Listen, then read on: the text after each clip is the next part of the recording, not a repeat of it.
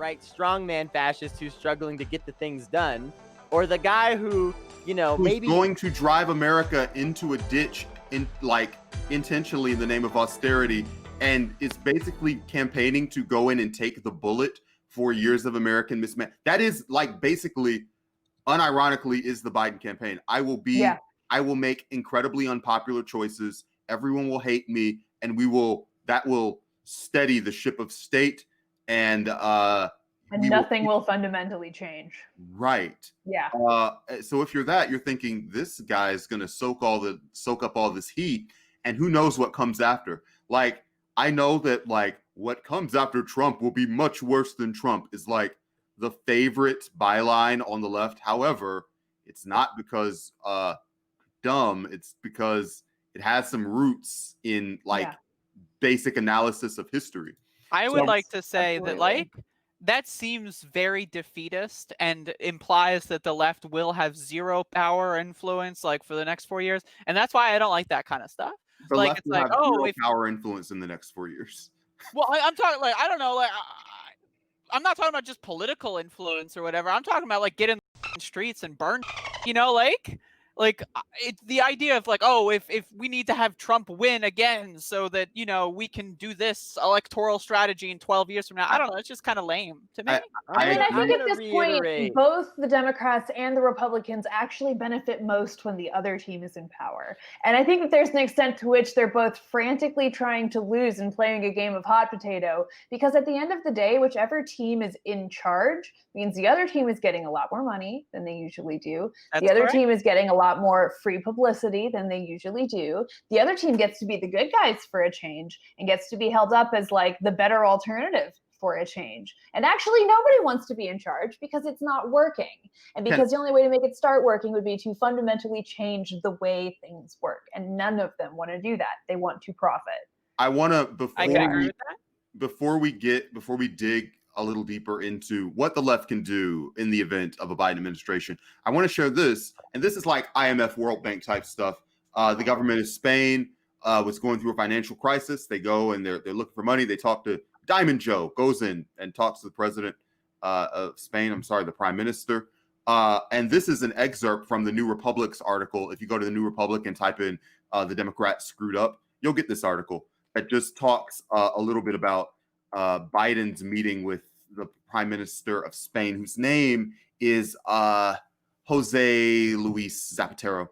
But anyway, so they meet and Biden talks about the markets, and he writes in his memoir, Biden told me with a harshness that until then I had not heard, that the only way to gain their trust, and their being the market and the World Bank and the financial industry globally, was by making decisions that made you suffer truly and thoroughly, that you are only credible in certain circumstances if you subject citizens to difficult tests, if unions openly reject your policy, in short, if there are tears and suffering.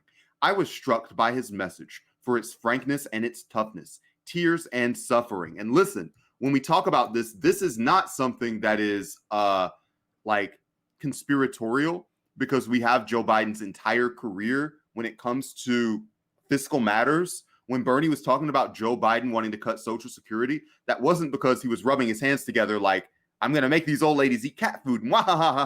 And Democrats can easily dismiss that. Well, he seems like a nice moral man. Why would he make?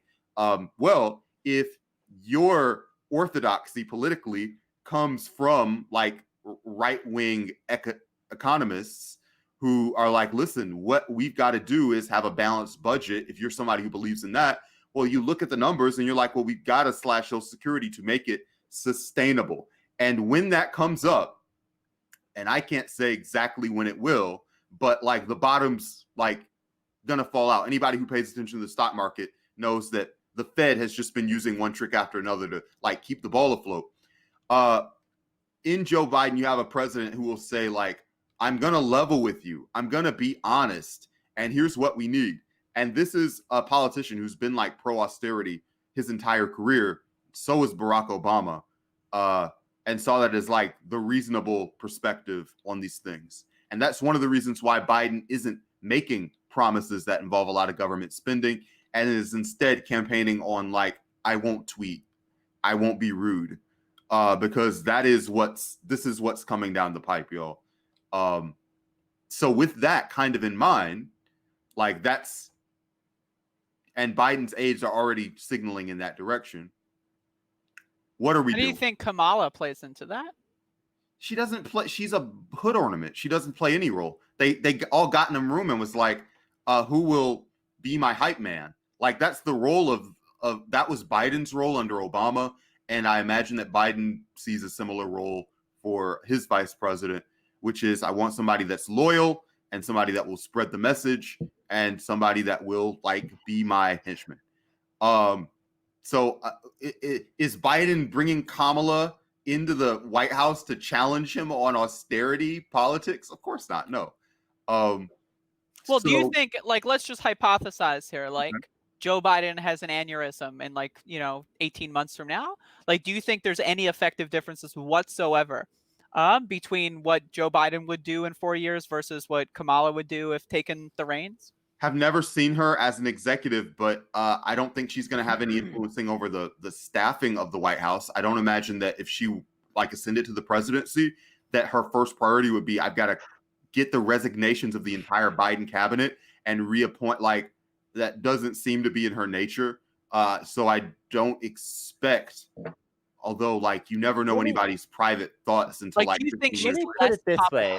Let me put it this way.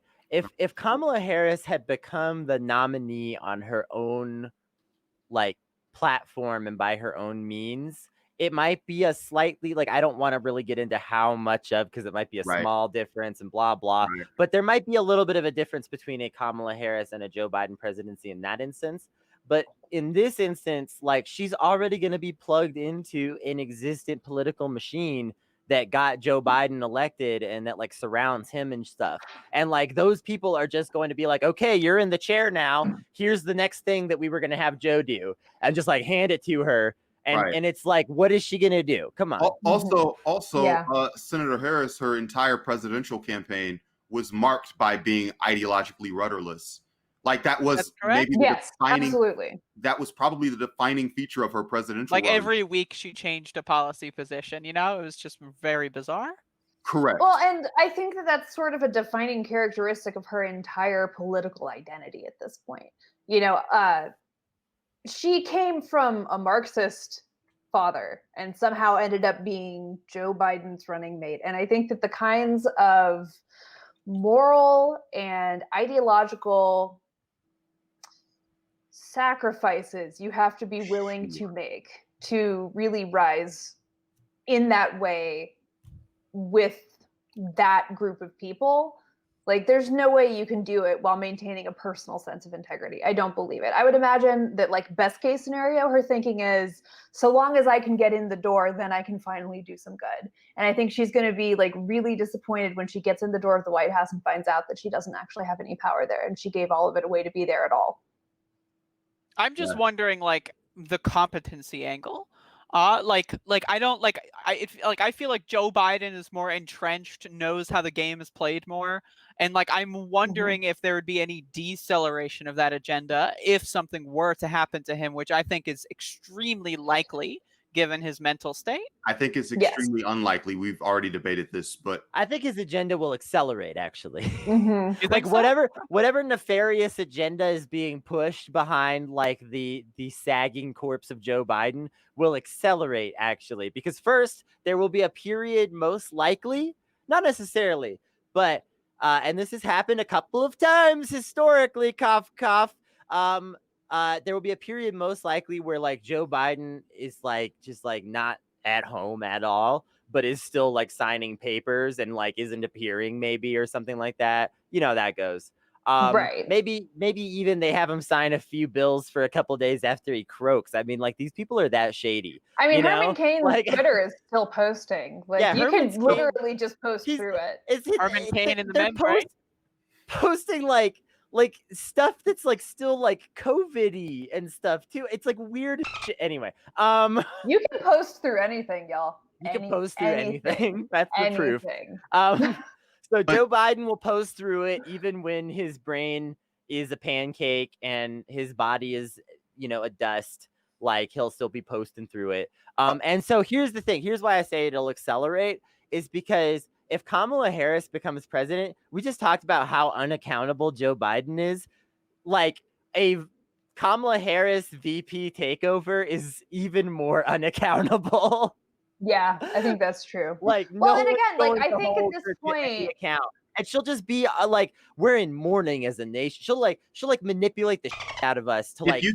Do you think? I feel like what you're winding up to is that she's going to be like LBJ, but for austerity, and that's terrible. Like, I don't know whether she cares about her. Like, she's much younger than Biden. And maybe she'll care more about her political future than to just. Kamala Harris is the student loan forgiveness for people who live under a bridge in a specific part of town, but are actually rich, create a even though business they under the bridge. Homeless. Yeah. You have to have the successful business under the bridge for at least 3 years, and also one of the owners has to be Black, but they can be like three Black people and then one white woman, or you can do like one Black woman and 2 white people. I feel like you just need to get a DNA test done, Elizabeth Warren style. I feel like right. I feel like this is winding up to this podcast getting a loan from Kamala Harris. Like, I feel like we're meeting a lot of these requirements. We're really queer and reasonably diverse. We're under a bridge. We're all recording under a bridge. It's a small business. We probably got a Pell Grant. I got like a tiny Pell Grant once, I'm pretty sure. Circa's got a Pell Grant. We're gonna melt figure out what the requirements are, and we will carefully pick our audience. For the most part, like doesn't even probably know who Circa is. We're just like, yeah, that'll work. We're